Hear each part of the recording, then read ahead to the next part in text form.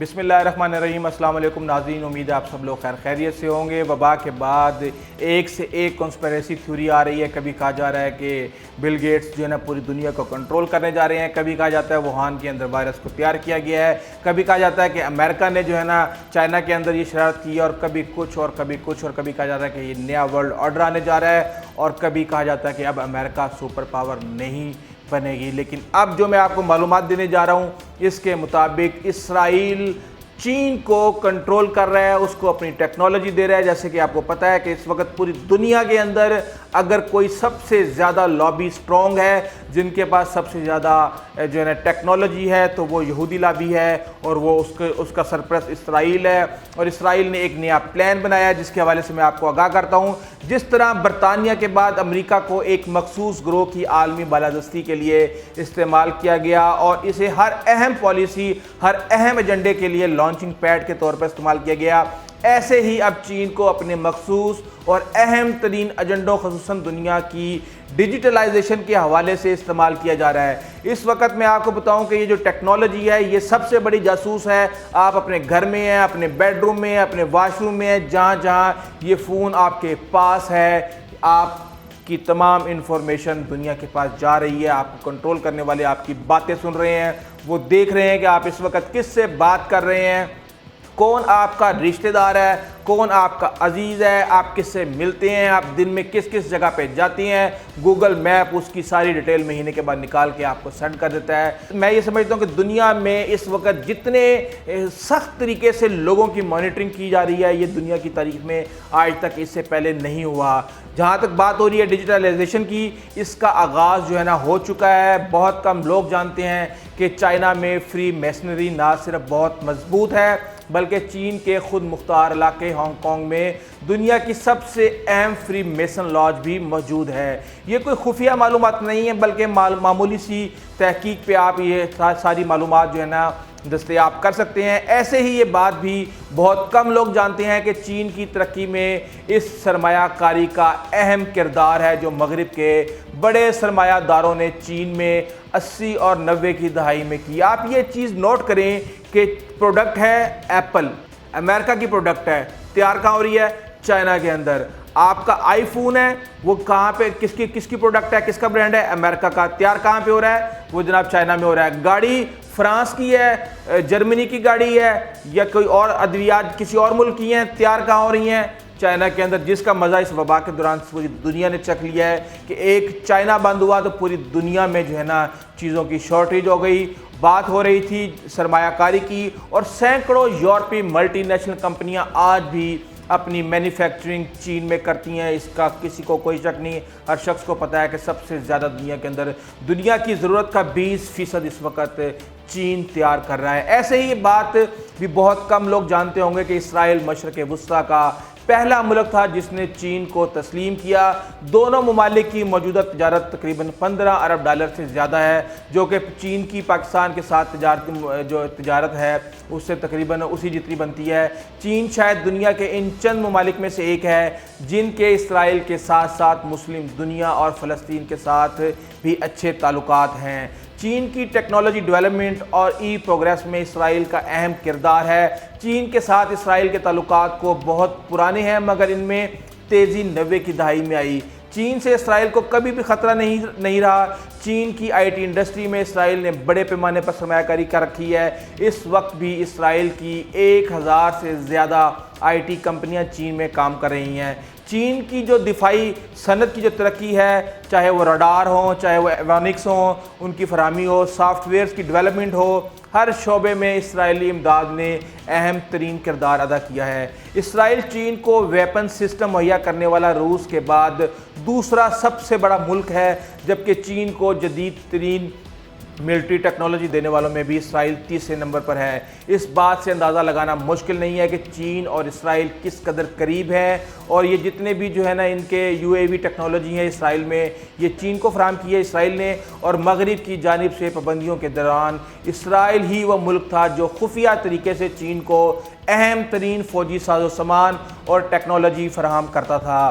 چین کے تمام بڑے جو کمیونیکیشن سیٹلائٹس ہیں اسرائیل ہی کے مہیا کیے ہوئے ہیں، اور اسرائیل کی جو گلٹ کمپنی ہے اس چین کی سیٹ کام کمپنی سے ایک انتہائی اہم معاہدہ اس کا ہو چکا ہے، جس کے تحت چین کے سب سے بڑے سیٹلائٹ سسٹم کا حقیقی کنٹرول اسرائیل کے پاس جا چکا ہے، اور اب دونوں کمپنیاں مل کر ایسی ایپس بنا رہی ہیں جو زمین، فضا اور سمندر کے حوالے سے اہم ترین سیٹلائٹ ڈیٹا اور کمیونیکیشن فراہم کر سکیں گی۔ سیٹ کام کمپنی دنیا کے 40 سے زیادہ ممالک کو کمیونیکیشن سروس فراہم کرتی ہے، اور جہاں یہ بات یاد رکھنے کی ہے کہ پاکستان اپنے تحقیقی اور ملٹری مقاصد کے لیے چین ہی کے سیٹلائٹس استعمال کرتا ہے۔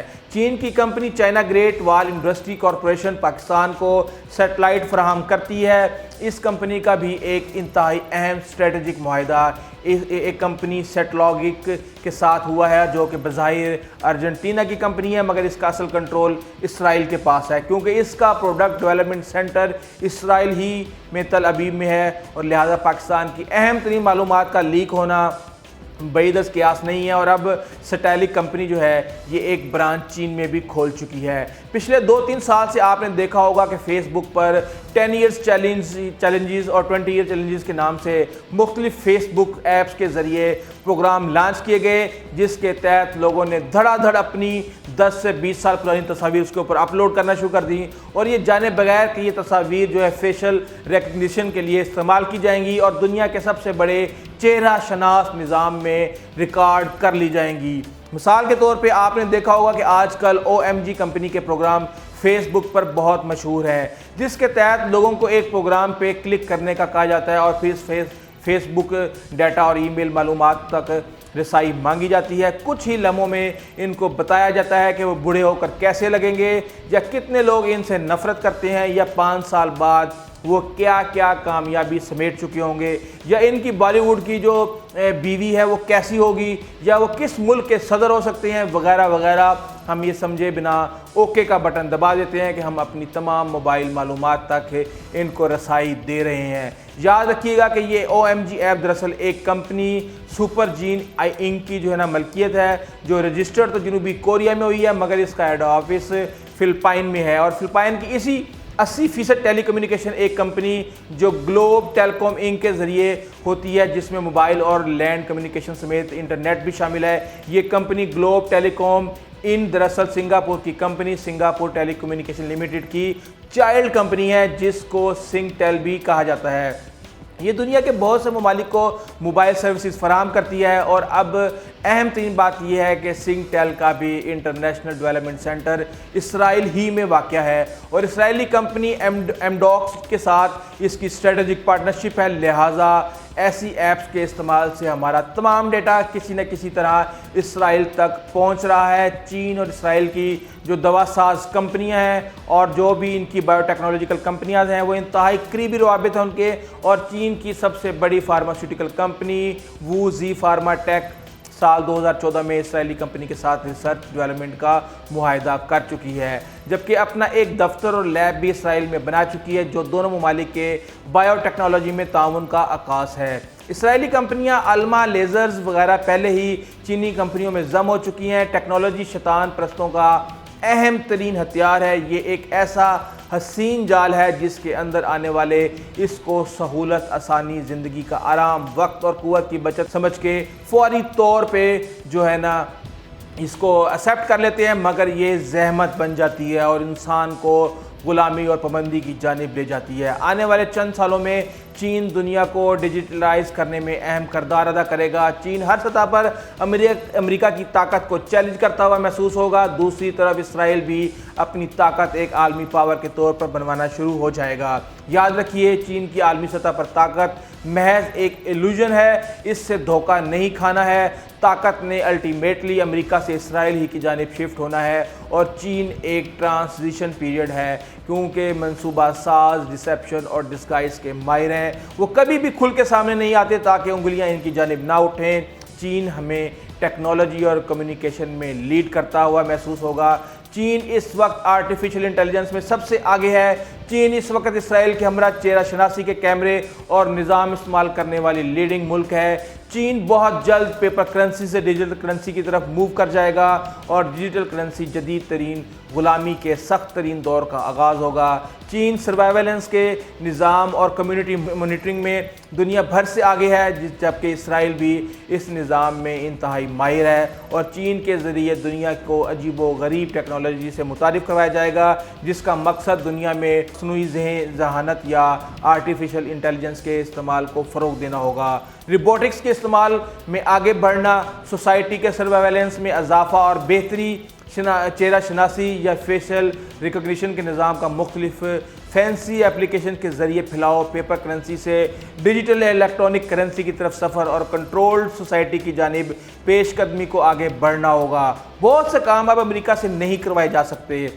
منصوبہ ساز جانتے ہیں کہ اب اگلی اہم ترین تبدیلیاں اگر امریکہ کے ذریعے لانے کی کوشش کی گئی تو لوگ شدید احتجاج بھی کریں گے اور سخت رد عمل بھی آئے گا۔ اسرائیل کو براہ راست انوالو کرنا بے وقوفی ہوگا، چنانچہ چین ایک بہترین آپشن ہے، ایک ایسا ملک جسے زیادہ ممالک ایک دوست ریاست کے طور پر دیکھتے ہیں، جس کے بارے میں سمجھا جاتا ہے کہ اس کا بزنس کے سوا کوئی عالمی ایجنڈا نہیں ہے۔ چنانچہ یہ ملک آئندہ آنے والے وقت میں نیو ورلڈ آرڈر کے چند اہم ترین مقاصد کے حصول میں انتہائی کلیدی کردار ادا کرے گا۔ اس کا مطلب یہ نہیں کہ ہمیں چین سے تعلقات کو ختم کر دینا چاہیے۔ پاکستان کو سمارٹ مووز لینی چاہیے، ہمیں چین سے ہر اہم ٹیکنالوجی کا فائدہ لینا چاہیے، چین کو استعمال کر کے خود کو مضبوط کرنا چاہیے، لیکن اس کے ساتھ ساتھ ہمیں اپنی آنکھیں اور کان کو کھلا رکھنا چاہیے۔ ہمیں کمیونیکیشن ٹیکنالوجی میں جلد از جلد انڈیپینڈنٹ ہونا چاہیے، ہمیں مقامی ڈیٹا سٹوریج سینٹر بنانے چاہیے، ہمیں اپنے سیٹلائٹ بنانے چاہیے، ہمیں اپنے جدید ترین سافٹ ویئر بنانے چاہیے اور سیکیورٹی سسٹم ڈیولپ کرنے چاہیے جس سے معلومات اور ڈیٹا کی چوری کو روکا جا سکے۔ اگر آپ نے ابھی تک اس چینل کو سبسکرائب نہیں کیا تو پلیز آپ چینل کو سبسکرائب کر لیں، بیل آئیکن کو پریس کر لیں، اپنے دوستوں، اقارب اور ہمسایوں کو خاص خیال رکھیے گا۔ آئندہ تک اجازت دیجیے، اللہ حافظ۔